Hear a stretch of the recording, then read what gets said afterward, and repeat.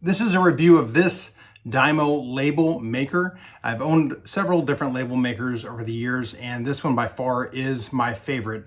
Check it out. The reason why I like this Dymo label maker as opposed to different ones that I've owned, I think I've owned 4 label makers over the years. This one is like the perfect fit of size, capability, and ease of use. The biggest thing that I like is the keyboard here where you type out your letters and such.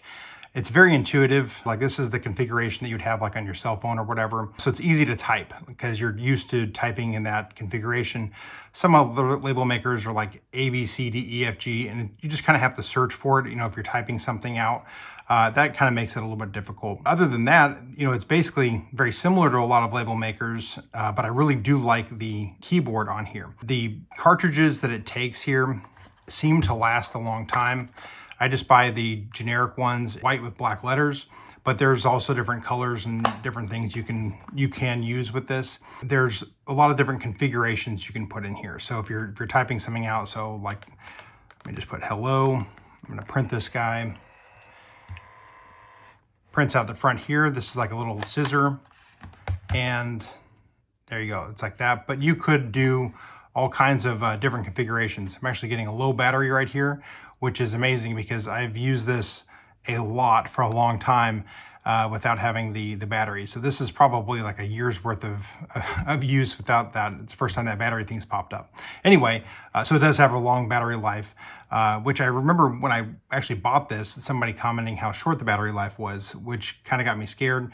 And I thought, well, I'm gonna have to get an adapter for this to plug up to the wall, which it has the ability to do that, but I have not had any problems with the batteries with it. Anyway, getting back to it, you can change the font size of this. It's kind of hard to see, but it says like 24 right here, 8. So this was at 20 right here that I just printed out. Let me print out what 8 looks like. And you can kind of see the difference there. So this has been nice because there's been some times where I've been labeling equipment and I just want a tiny little word on there, an abbreviation on a button or something like that, and I'm able to get that. I do wish that it didn't print off as much space on either side.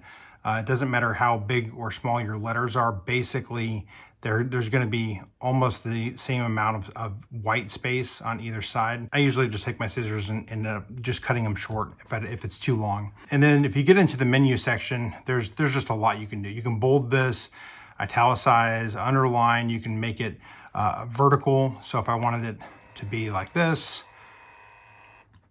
I could make a vertical text if I wanted it to do that.